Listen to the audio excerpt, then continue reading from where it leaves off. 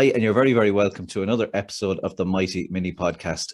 Someone sent me an email the other day and they said, you really seem to enjoy what you're doing. And I do. Why wouldn't you? Look at the people I get to meet, the guests, the stories, the insights, the inspiration. I'm having a ball. It's great. And they call this work. It's really good.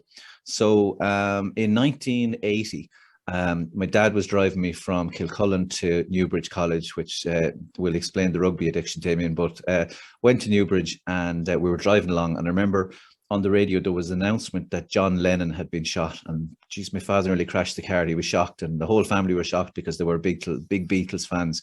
The same year, Macaulay Culkin was born, and the same year, today's guest was born, as was the, I should say, the SAS went in the window of the famous siege in the Iranian embassy, I think it was, in London. So today's guest is Mr. Damien Brown, and I think he's a lot closer to the guys that went in the window of the embassy than he is to Macaulay Culkin or John Lennon. Damien, you're very welcome, and thank you so much for coming on. And thanks for having me. I wasn't sure where you were going with that intro, but I have to say it's one of my favorite I've ever heard. Yeah, well, you know, someone asked me once, so I pay for my wife's handbag addiction and my gambling addiction as a public speaker, as a motivational speaker. And someone asked me recently, said, "And who do you model? Who do you follow yourself? Who do you base yourself on, or who would you like?" And I said, absolutely no one. And they said, "Why?" And I said, because the only thing I'm good at is being me. So that's unique. So I tell my own story in my own way. Yeah. Thanks, David. Thanks. Bit of a strange one. Do you know, a lot of guests have had, you know, sometimes I hear on podcasts, people, you know, read out a big CV of the guest. And when they do that, I'm nearly inclined to switch off and go, sure, feck it, I've heard it all now. I know what your man has done, you know. So we won't do that. But so we were in the car together, my wife and myself one day, and Bernard Jackman was being interviewed. And Jackman explained that everyone in his class in secondary school was either a horse owner, a trainer, a jockey. Their parents were. And because he went to Newbridge College, he said all we ever did was play rugby and talk about rugby. So he said, my life basically revolved around gambling and rugby. And my wife just looked over at me, Damien, and she went, that explains it all. But I first came across you going back a million years ago, playing under 21s for Ireland. And I know you played for Connacht, and I know you played for Northampton. And really strangely, I was in holidays near Brive, and you came up in a restaurant in Brive in a conversation with some locals. They have great affinity for Irish people, and of course, most important, more important than the national team, of course, is that you played for Leinster. That's the ultimate. That's the ultimate gravy. Listen, really simple question for you. Did rugby make you the person you are physically and mentally? Or would you think if rugby hadn't been part of your life, do you think you'd always have done crazy adventures? Or how much of rugby breaks out through your skin every day? Oh, huge amounts. Like, I can't explain how important rugby was to me and what it gave me, like that outlet, you know, to express a part of myself that you just don't get to express in everyday life, like, or in modern society, maybe more closely. So that gave me that kind of window into a kind of primal side of me, or a wild side of me, and it got expressed, and that's a really important side of me, and it needs to be expressed. So when you say primal, Damien, do you mean violence sometimes? Sure, yeah. And I mean, like, expressing like emotions like that I had built up for whatever reason, you know, like anger and frustration, and, you know, not that I wasn't able to, I didn't know this at the time, you know. It's just upon reflection, or maybe in the very late years of my rugby career. I'd been in it so long at that point, you know, when you've lived in like professional environments for 14 or 15 years at that point, but also played the game for like, what was it, 24 or 5 years at that point, you know, you see it very differently. Then, you know, you have very clear lens on the reality of it. So, you know, maybe then I would have been able to kind of say to you, like, you know, this is kind of almost like a type of therapy for me, but it's also self-expression, you know. And yeah, it's just like the game itself, it meant everything to me, because it taught me so much about myself, it taught me so much about life, and it gave me, it was very meaningful and purposeful to me. And Yeah, and I definitely would not be who I am today without that game. I owe it everything, as far as I'm concerned. It's a beautiful game, and I was privileged to kind of play it for as long as I did. Yeah, I agree with you. I love, I have to say, I love everything about it. Like my wife said to me, I'm debating here. It's 20 to 12 here on Saturday, and I'm debating getting into the car and driving up to the RDS to see Ospreys this afternoon. But I'm sort of running out of money too, because I'm going to Ireland, Italy next weekend, and international has become a very expensive thing. But I love, for me, I love the culture of rugby. Like I love getting into the car with my son, and we'll talk about the match the whole way home, the whole way up there. I love going for the bite to eat, and I love, this is really sad, but I love recording the game and watching it back after I've been at it live to see. Right. Different angle. Yeah, I love that, and I love the bloody chips at halftime and the crack, and going into Paddy Power first try score or whatever. It's great, but I played up to I was 18 or 19, but it strikes me being at matches now that the physical conditioning, the weight, the explosive, the power of players, that it's like it's gladiatorial. It always has been, but it seems to have moved to another level of physical demands. Did your body, like, are you carrying long-term injuries or long-term issues because of rugby? Oh, loads. I have so much dysfunction in my body because of rugby. That's just the name of the game. Like no, it's, you hit on it there. Like the physical conditioning has, like, I was lucky enough to have the inside track on that for like 15 or 16 years, and I saw huge strides in it, and it's only gone more and more detailed, more and more specific. They're getting more and more out of the human every year, and we see that now with the attrition rate and the injuries and the HIAs and all that sort of stuff. But it basically, when I was kind of coming up through my career, there was more pressure on you to train all the time, no matter what you were carrying, and I was, rightly or wrongly, I felt that pressure, so I would have pushed my body into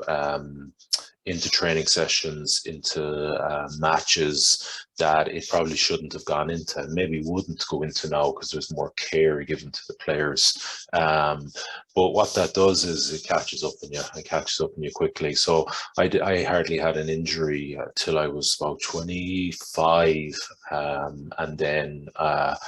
and then basically just because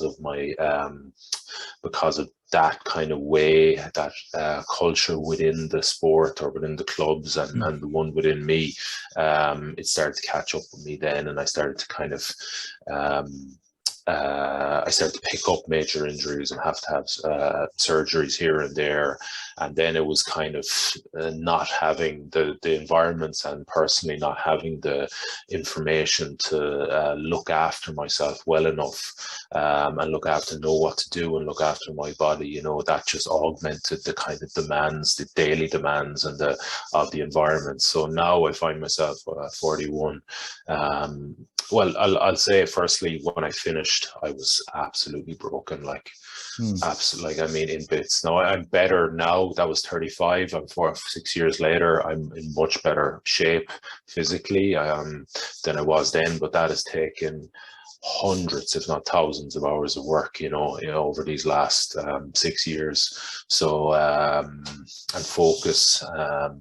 So yeah, no, it really, like, it's the French say it's a boucherie, it's an abattoir. It eats you up and it spits you out. Yeah.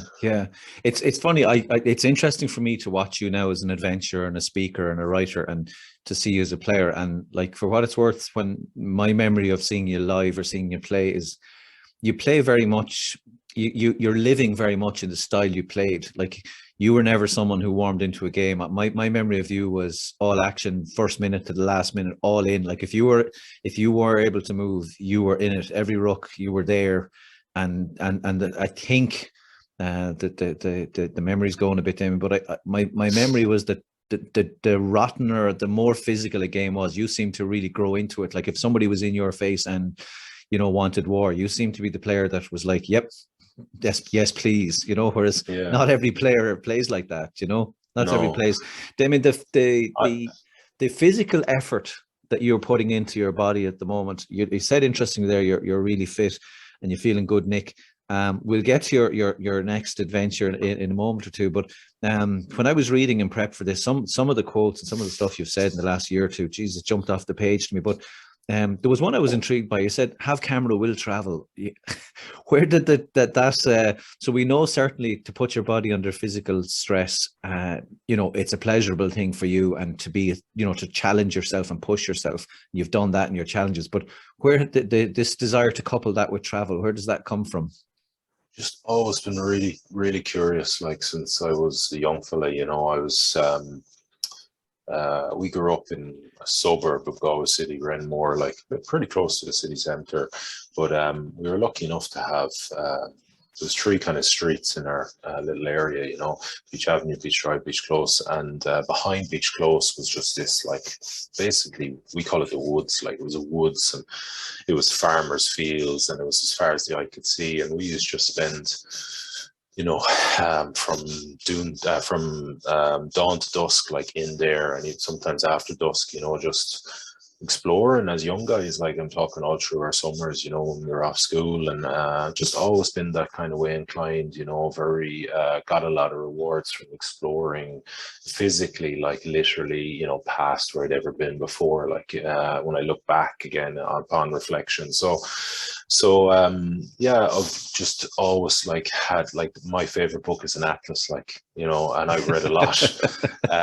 But we always had an atlas in the house, and we were always flicking through it and looking at corners of the world and looking at the rivers and the mountain ranges. And I get attracted by the name of a city, and I'll go there just to see it, just because the name was appealing to me on some level, and for no other reason, just because I am curious and I want to see what life is like there and how people are going about their daily life on a really kind of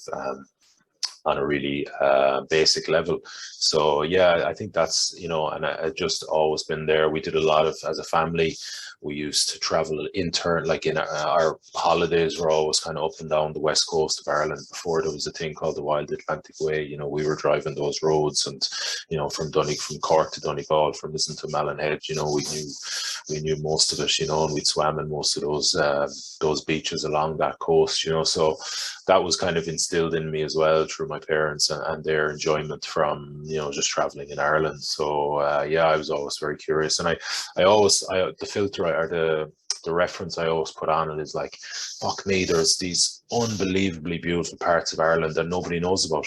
Well, every country in the world must have that. Okay, America has New York, but it must have these hidden corners of it that are unknown, like that hardly anyone ever gets to see. And those that attracts me. Like, I'm like, well, I want to go there. I want to see that. People are keeping these secrets to themselves, so I want to go and see them. Yeah, it's interesting. It's for me to see you as a person, the pieces coming together, that love of a physical challenge, combine that with that love of travel. You've got the pretty much perfect adventure. I was telling someone recently, I don't know if you did any healthy stalking of me, but my adventure certainly pale compared to yours. But carrying a washing machine up the side of Kilimanjaro, Damien, was my latest adventure. But like you say, to me, well, it was to raise mental health issue. Our simple mental health message was this, particularly for young men: don't carry something stupid around. If you're under pressure, don't carry a heavy load, put it down, ask for help. And the times in my life when I needed help badly, when I asked for help, my life improved dramatically, as opposed to this week in Ireland, we lose 8 to 10 people to suicide who thought the load they were carrying, they couldn't possibly tell anyone or share. And that was the message. But I was just thinking there when you're talking about the Atlas and opening it, I came out of the hotel room and I was, I was pumped full of painkillers and I was pumped full of sugar, and I was ready for this mountain at a year and a half. And I came out of the hotel and I felt something hit me on the back of the head, and I thought it was one of my friends, and I turned around and then something flew past me a second time, and there definitely wasn't anyone around. And I looked behind me and there were 3 monkeys sitting on the roof of the hotel, and they were just fecking sticks at me, and Right. I just thought, like, yep, this is what I came for, and yeah. I think one of the, like you say about people, one of the Tanzanians, one of my minders was beside me and I was struggling with the washing machine this particular day, and I looked at my hands and they were absolutely battered, mank. And I said to this guy, Emmanuel, I said, what the hell is under my fingernails? Because it was crossed, ectoplasm from Ghostbusters or something like that. And he looked at my hand and he goes, yeah, he said, I know what that is. I said, what is it? He said, that's adventure. And in one sentence, I just went, yeah. But equally humbling, because I said to him, he had climbed, here I was pretending to be, Ireland's greatest adventure, heading up this mountain with a washing machine. It was his 15th time going up that year. And I said to him, how the hell can you do that? And he said, because I love my family. Just one sentence. And that was knowledge, learning, the works, Then there was right? Yeah, there was a great quote you had about, I'd never read it before, Abraham Lincoln, about my mind is a piece of steel. Can you tell me a little bit about why you consider your mind a piece of steel, or why that quote resonated with you? It resonated because it takes, I need time. It's a little bit what I hit on there earlier with the rugby thing. It took me fucking 20 years of playing the game to actually see it clearly for what it is, Yeah. But then once that gets through, it takes a long time, and I need to go back to the experience again and again. I need to constantly, I've been training my body for, since my mum bought me a membership to a gym when I was 16. What's that? So that's 26 years. 26 years I've been going to the gym. I'm still learning and relearning stuff, Yeah. And thousands of hours, gone in. And that's the kind of way I learn. I don't learn easily. It doesn't come to me, but I'm relentless, particularly when it's something meaningful to me. And then once it's set in, and I can reference it from all different types of angles. It just takes a long time for me to get it into my head. Yeah, it's a mad thing to say. Irish people aren't great. I'm an alcoholic, and for years I was mortified, embarrassed, and I couldn't tell people. But then I realized it was my superpower. I can obsess about anything. You leave me in a room with snakes and ladders and come back in an hour's time, I'll have 15 strategies, watch 20 videos. I'll want to organize the world championships. It's just the way my brain is built. But Right. I'm not ashamed of it. I don't beat myself up anymore. I now use it as my superpower, So myself, my wife, I'm glad this is on YouTube and on, if you're listening to this on Spotify or Apple Podcasts, I'm glad there's no smelly vision, because I have just come in the door from the gym and I'm now pleasantly fermenting here. I need to wash, but this morning's workout, I think you'd have loved it. You probably would have eaten it up, but so it was for 25 rounds, 5 squats, 1 burpee. Then it was 20 rounds of 20 mountain climbers, 1 burpee. Then it was 15 rounds, 8 jumping lunges, 1 burpee. Then 10 rounds of 5 thrusters, 1 burpee. Then 5 rounds of 10 renegade rows and 1 burpee. And then to finish for speed was 5 devil press, 10 plank jumps, and 10 standing tuck jumps. And that took me 35 minutes. And I actually had to go out and visit the bin in the middle of it. In the middle of it, Damien, I was thinking of you, because I had watched a video recently on Twitter. Burpees, though. It was not good. I got through it. But here's the thing is, I was watching, there's a video of you on a rowing machine. You're doing a rowing set on Twitter, and you were talking about mindset.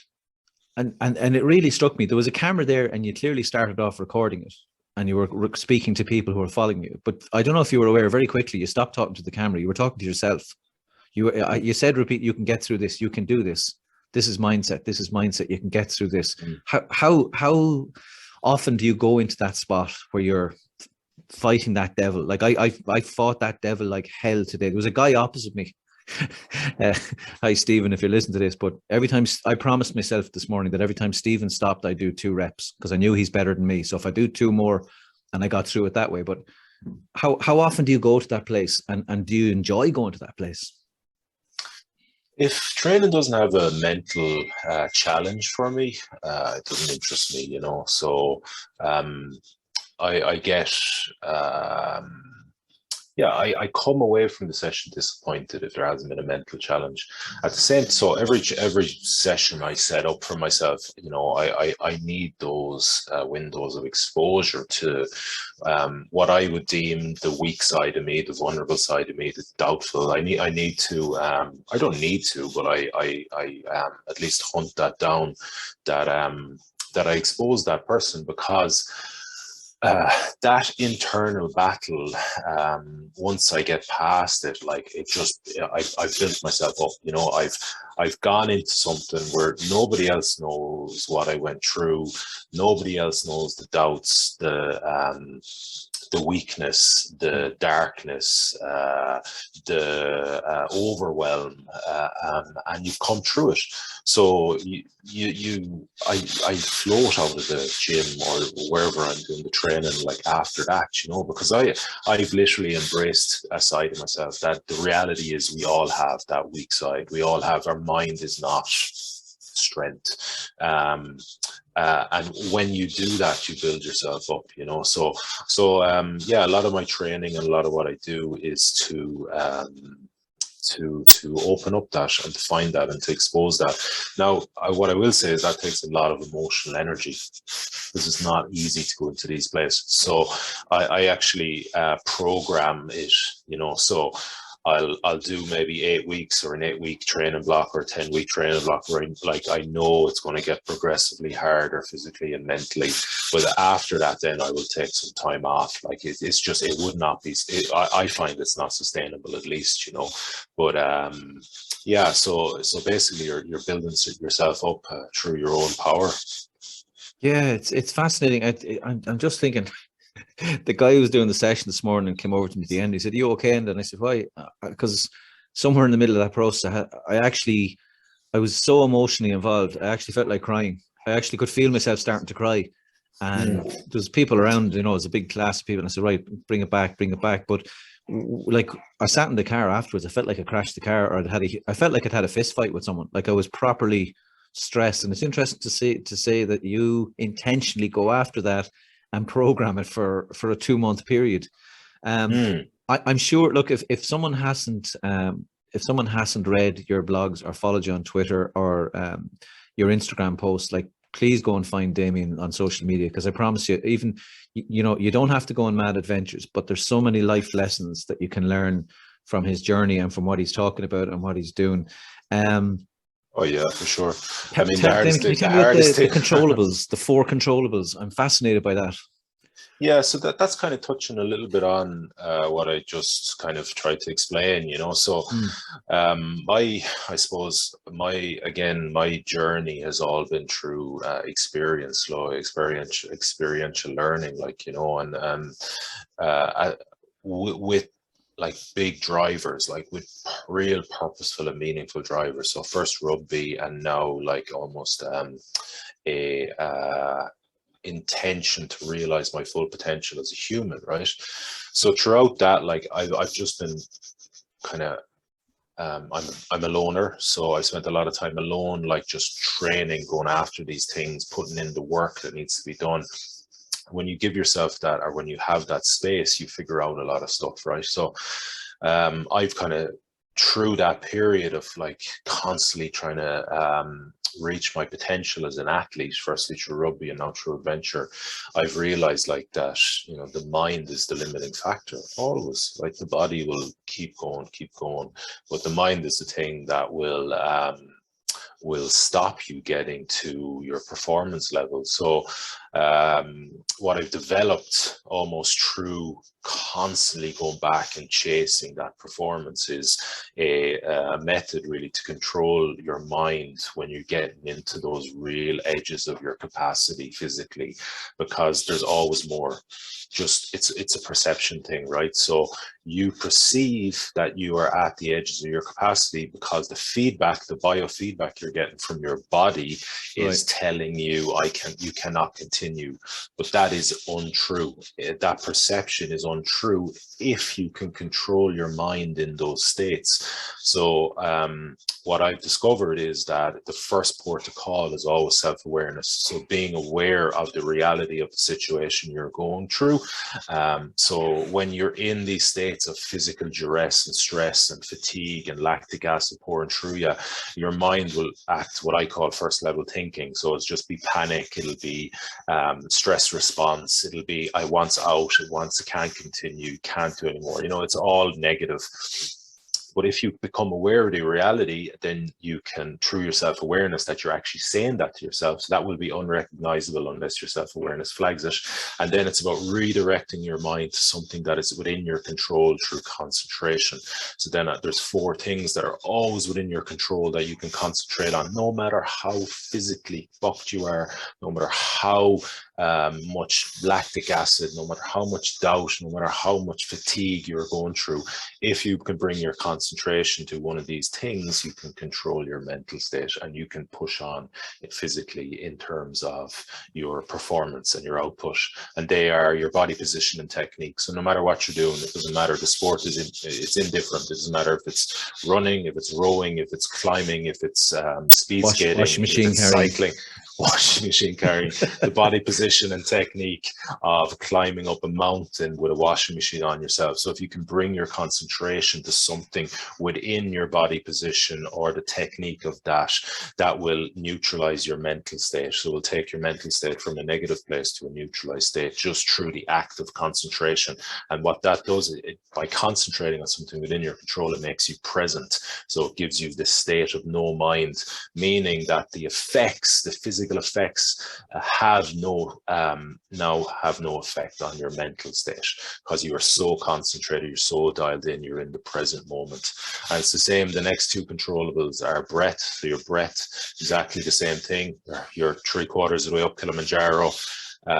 You're feeling, you have this wash of negativity come over you because you start to think, whatever, you become outcome orientated, start to think how long's left in the day, or, so you're thinking about something that's not in your control. Well, if you can recognize that firstly through self-awareness and then redirect your mind by concentrating on something within the act of breathing, well, then again, you bring yourself to the present moment, you neutralize your mental state.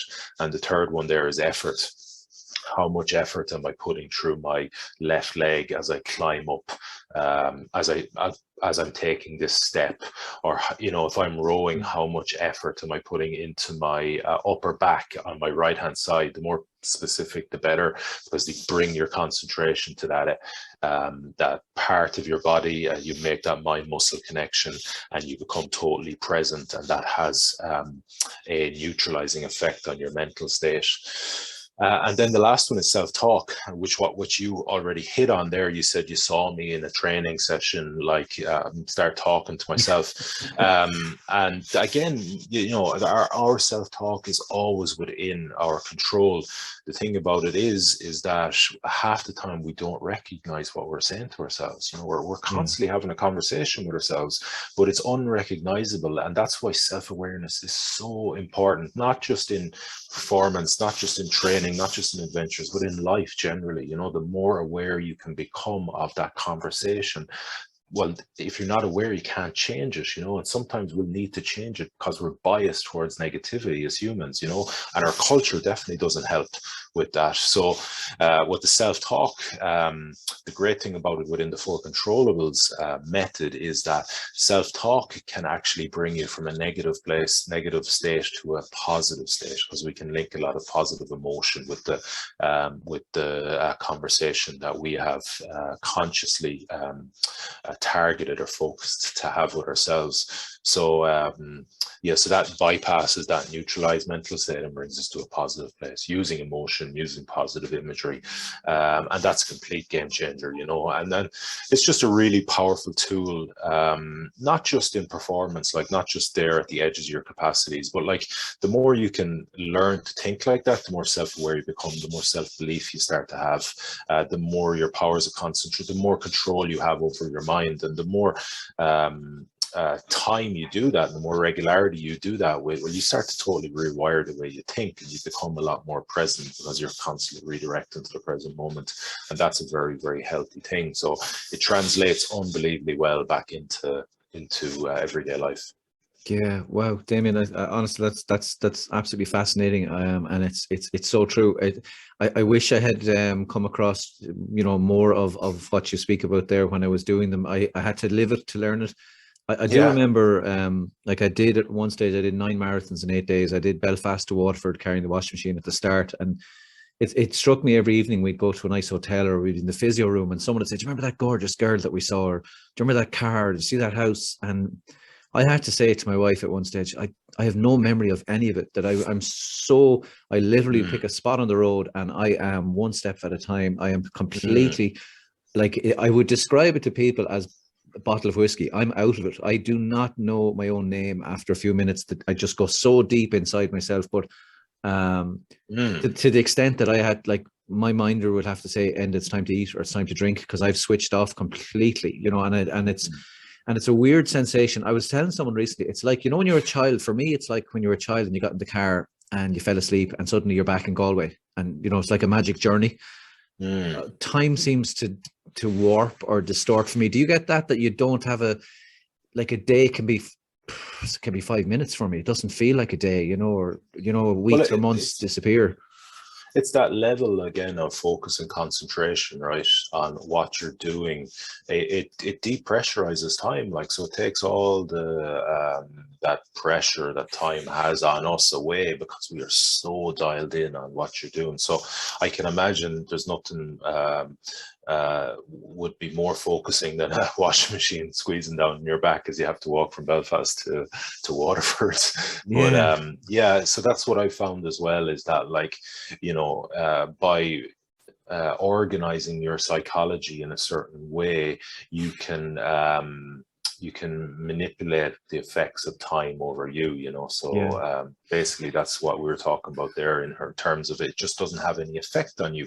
You don't notice periods of time going by. And what I found in training sessions is and in adventures is that the minute, like, I don't stay in that state for hugely long periods, but I'm very aware when I come out of it, and then I'm able to get back into it. So it's just, and the way I'm aware is the sensation that washes over me, or the emotion that washes over me when I'm concentrating on something that's not in my control, you know, because when you're on adventures or when you're in training sessions, that has a big effect on your mind. So it's been able to recognize that negative mental state and then move away from it. Yeah, and you know, the bit you've left out is what it can lead to. So, you know, if I'll post this on YouTube and I'll put the photograph up, but my favorite photograph of you is holding a tricolor around your neck, and you've got your sponsor's flag when you finished your first Atlantic row, and you have a beard that Tom Hanks would have been proud of. But if anyone wants to see what sheer exhilaration, achievement, success, happiness, intense, like the expression in your eyes and in your mouth, it was just like, it's incredible. You can feel the energy coming off the photograph, you know, and I'm sure you were physically blown out, yet you had this a massive store of energy. Can you remember the photo I'm talking about? I presume you've seen it lots of times. Yeah. I remember somebody, a good friend of mine, Owen O'Malley, you probably remember Owen from rugby. Yeah, rugby. Yeah. So Owen was doing my social media. So basically I was just sending him like a file, you know, video file or photos, and he was doing all the stuff in the background. So I had no idea what was happening.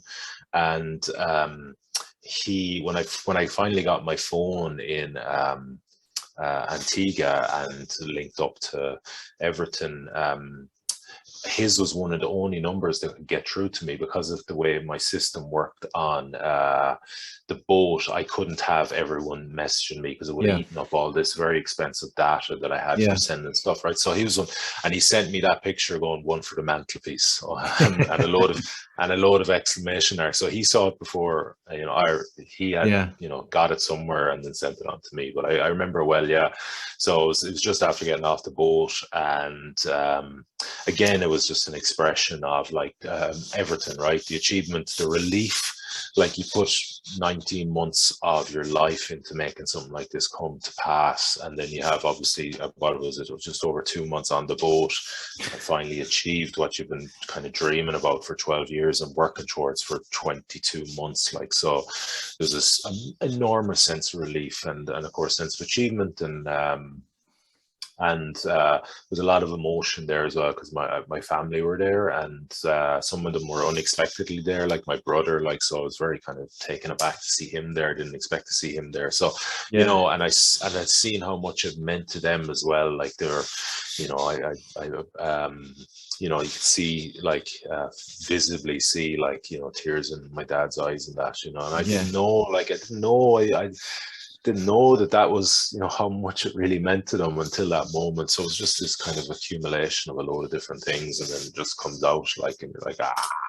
Yeah, oh, it's a million times that. I think if anyone's looking for that spark of inspiration for their own journeys, I sometimes get people, you know, they know I've done Ironman events, or they know the washing machine stories, and people are like a bit in awe. And like, for me, I don't know, do you have this experience? I sometimes, when I'm talking to people about it, sometimes it's like it's a disconnect. It's like, it's not me. It's like I was at a party, I drank too much, and then someone says, last night, you know what you did? And you go, oh shit, I forgot about all that. I nearly have it as a separate person. But what I wanted to ask you was, like, you say things sometimes I don't think you realize. You just brushed over there. How long were you rowing for on that boat across the Atlantic? 63 days. All right. So most people, you know, will be somewhere around 10 minutes for 2K on a rower and fall off it and not be able to stand. And, you know, if there's a HIIT class you're attending and there's calories on the row machine, most people sort of sheepishly try to avoid it. You know, are you aware even that so for 63 days, you got up and rode all day, every day? Like, that's, it's just incredible. And some days I was very unhappy with myself for my output. I hold myself to very, like, I do my own head in sometimes. I hold myself to very, very high standards. And some of those days on the ocean, I wasn't happy with my performance, you know, and I'd let myself be known. Damien, no, but it's shocking. I know I've read loads of Atlantic rowers, and the couple of them have said, you know, and I was dying to ask you this question, was a couple of them have said that it broke their heart sometimes when they went to sleep, woke up and found out that they had gone, you know, X amount of miles the wrong direction because of tides or current. Was that a frequent thing on the rowing? No, thankfully not. No, just on day one for me, and it was really heartbreaking. Like, I mean, my day one was just an absolute fucking nightmare. Like, everything that could go wrong went wrong, and really? like my body shut down.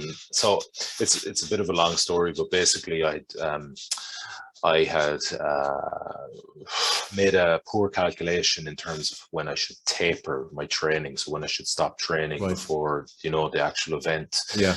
Normally to let your body regenerate and kind of make the most of the training period, you know, so for it to respond to the stimulus you put through your nervous system, you know, and normally should peak right at the end of the training period, and then hopefully with a bit of a taper, your body has adapted by the time it's game day.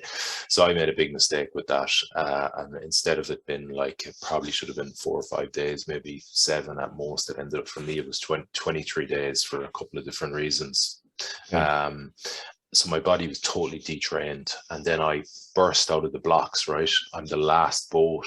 So I was in a race called the Talisker Whiskey Atlantic Challenge. There's 25 boats. I'm the very last one to leave, and I have intentions to win this race. Like, so I like fly out of the blocks, all emotion, all anticipation, all like excitement. Yeah. In fairness, I do all right for 6 hours. I pass about 5 or 6 boats, and I'm flying along, and then boom, my body's like, okay, listen, you've not moved, you've not done any sort of blood flow, oxygen flow in like 23 days. I'm not having it. Like, I'm shutting down. And that's exactly what I did. And then, like, calluses tore off my hands, my feet blistered, I got seasick, and then I had all these really weird cramps in my lower body. And then Mother Nature started to get involved, and she was like, okay, well, your body, the thing you're, you know, for the last 20 years, you've trained every day, it's your rock, that's shutting down. Well, I'm getting involved as well. I'm going to start pushing you backwards with the tides and the currents, tides and the winds. So, so I was in this kind of dilemma. What do I do? Do I continue rowing into these headwinds and these shift of a tidal current? But like, my body is just like in tatters, like, so I'm shook mentally, you know. So I said, no, like, listen, this is a long-term, you know, goal here. Like, so you're going to be out here for whatever, could be 50, 60, 70 days. So you need to rest, you need to get on top of this right now. So I went to sleep for 45 minutes and got up, and I looked straight on the GPS, and I'd been blown back a mile in that 45 minutes. So I was like, oh, it was a big blow, like, but again, not unexpected, but I was it was a bit of a trade-off. I was willing to kind of take it if I felt better, and I did feel better when I got up. So then I said, I'm going to row back to the point where I was at before I went to sleep. And then I'm going to put out a thing called the power anchor, which is like big sea anchor and holds you in place against winds. And then I'll get a good night's sleep on the night one. And listen, we'll just write this day one off and get back on the horse on day two. So that's what I did, right? And it took me like 3 hours to make up that mile, which is really slow going. And then I load a faff, put out the power anchor, went to sleep, 5 hours on the alarm clock. Woke up at 5 a.m., head on a swivel to the GPS, and I saw I'd been blown back 1.5 miles overnight on power anchor. That's just not meant to happen. Like, so now I was completely shook mentally, like absolutely, totally, like rock bottom, like just disorientated. Didn't know what was happening. I was asking myself a load of questions, just couldn't get answers to it. I didn't know where I was at, you know. So anyway, I was able to pull myself together. I asked myself some fucking pretty just directing questions, you know. Well, what are you here to do? Row the Atlantic. And how do you do that? Well, you row. You can't get across, you fucking row, like, so you can't get across without rowing. So that's what I did. I rowed for 14 of the next 15 hours I rode for, and finally the wind shifted, and they started to blow me away from the island. But yeah, like that was really, really, like, that was the toughest day of the whole lot mentally. Like, it was just, I didn't know what was happening.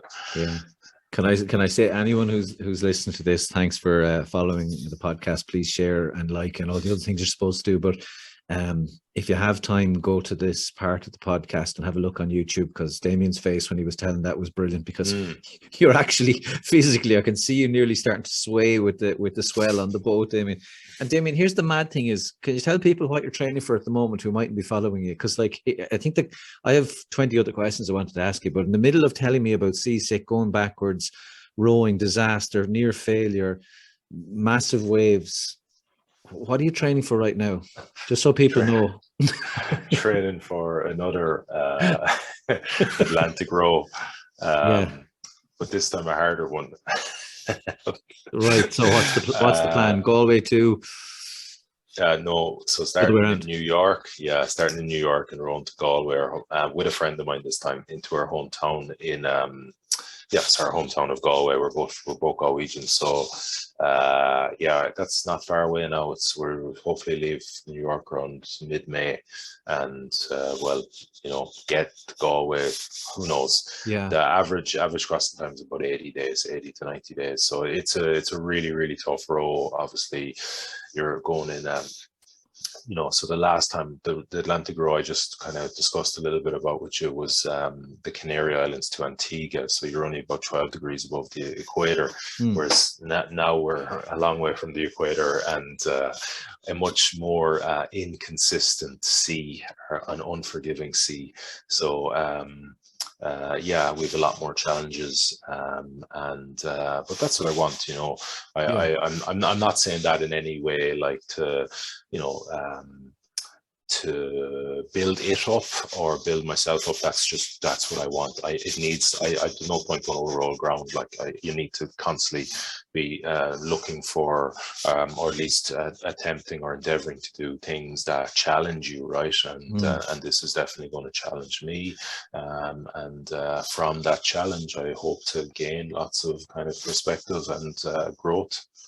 Yeah, it's mad. So, this is the physical journey, but then it seems far more important for you to get that mental journey to learn, to challenge yourself, to push yourself, to grow. That's crazy.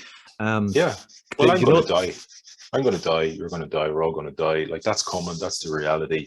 We've got this finite amount of time to make. Do you know how much it is, Damien? Because it's something I often speak about when I'm dealing with corporates. Because sometimes people are looking at Excel and spreadsheets, and they're not living, they're not loving, they're not, being kind, they're not going to ventures. So the average Irish person, sorry to depress anyone listening to this, but the average Irish person lives 28,000 days.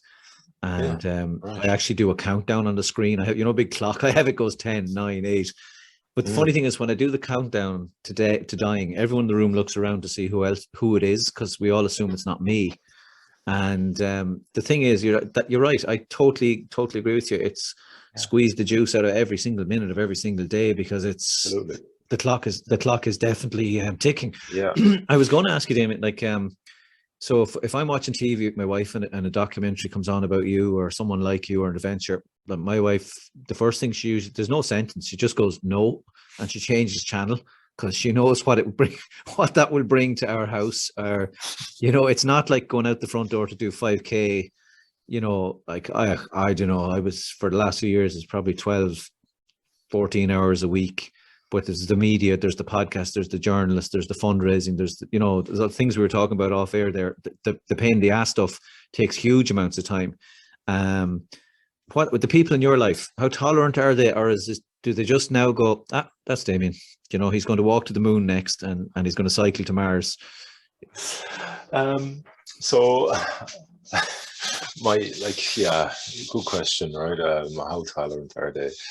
There is a little bit of that, that's Damien, like that's what Damien does, and I at the same time, I have a 10-month-old now, so this is a new for me, It's a real challenge, Damien. I have a 10-month-old, and I find it very difficult, that kind of this transition from like somebody who's single doing adventures to somebody who's now a partner and a dad doing adventures. So it's challenging. Like they're unbelievably supportive, but that doesn't mean it's not challenging on both sides of that. Like, because I'm going to be away again for 2 to 3 months, like I was last spring on Everest, and it's a big hole in their lives, and it's a big hole in my life when we're apart. So like they're brilliantly supportive and all that, but that doesn't mean it's not difficult, and it does bring emotional challenges that I happily admit I haven't got. I don't really have the tools yet, because I haven't had huge amount of exposure to them.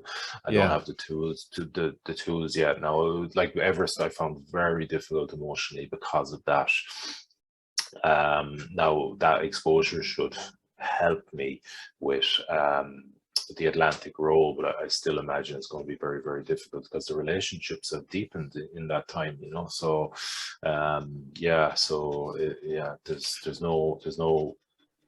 It's tough. It's tough. My family are really supportive. I think my parents are of a different generation, and my dad said to me at one stage, he said, are you not afraid you'll die, or are you trying to kill yourself? And I said, Dad, I'm way more afraid of not living. Because for a large period of my life, I sat on the couch drinking 4 bottles of whiskey a week and thought I was, rock star, thought I was living the life, and I wasn't. I was just poisoning myself in slow motion, If anyone, we could stay on the podcast for 3 hours, Damien. Honestly, I could talk to you for the night, but you alluded there to Everest. If anyone wants to check out Deep Roots, Jesus, it's like a manic soap opera. Some of those, I don't know if you've listened back to yourself, but when, attempting to climb Everest in the middle of a pandemic and COVID kicking in, and then everything that could go wrong going wrong, go back and have a listen to some of Damien's personal recordings, when you could hear in your voice the sadness and the stress and the exhaustion. You can really hear when things were tough coming through.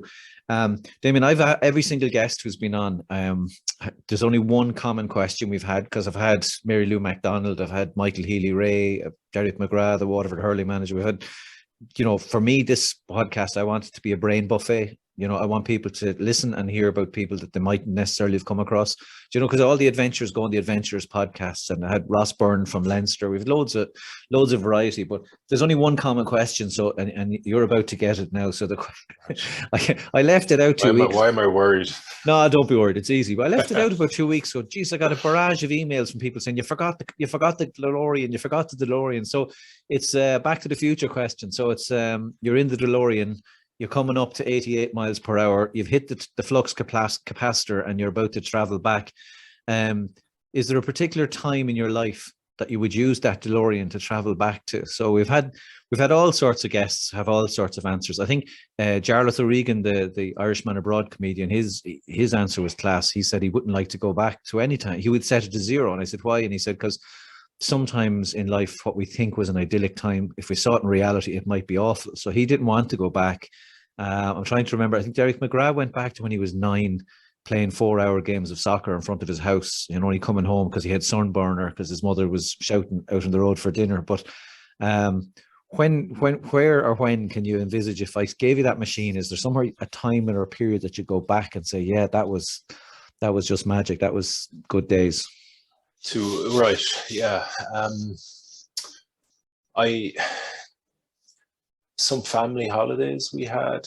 So I before I get to that, the first thing that came up to me is I wouldn't use it to go back to a time in my life. I'd go back to a time of, that I've never had any kind of chance of. I'd be back in the historical Viking period. days. Oh yeah, I'd be back to the Vikings in a split second. I'm a Viking. I'm born in the wrong. I'm born in the wrong. I'm existing in the wrong. The 21st century is not for me. I'd be back. Yeah, no, I'd be back when things were a little bit more primal. I just feel like that's what I would be more where I'd fit in a bit better. But in terms of my own life, yeah, those summers, those long summer holidays up and down, particularly there's one or two kind of times. There was one time we got lost in a forest in Sligo as a family in a deluge. So we were always we used to love, there's a place in Galway called Cool Park. Lady Gregory used to live there, and it's beautiful, and there's a lovely trail. So when we travel, we'd always try and find something similar, right? And we found a place in Sligo, we got lost.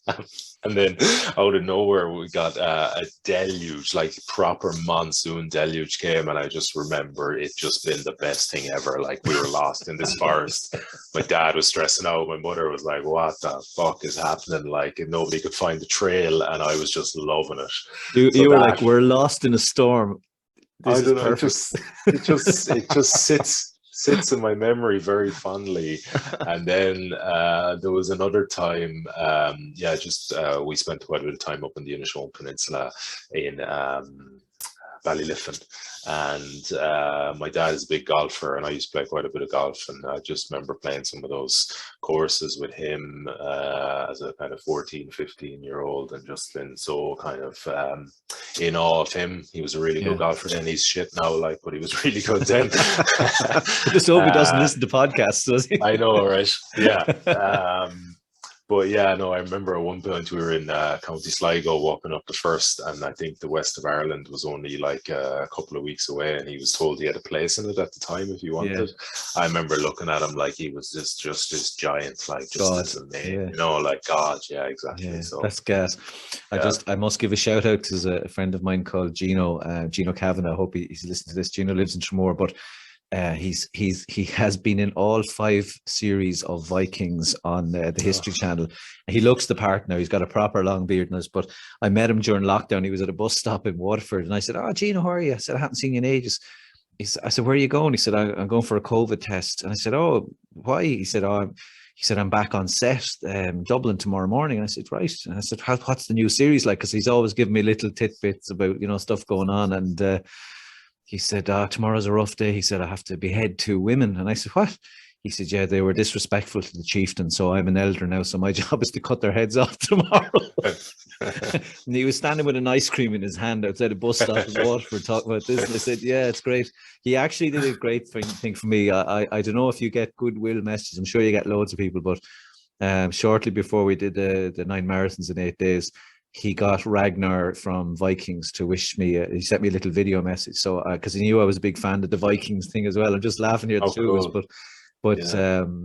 I got this video. Someone sent me an email, and I opened this video, and here was Ragnar, and he goes, "Washing machine man, you're doing a good thing. Keep going." And he was in full makeup with his axe and all the rest. And after brilliant, simple things keep me happy. Damian, honest to God, I could ask you 5,500 questions. I'm so glad I didn't give up stalking you and coming after you.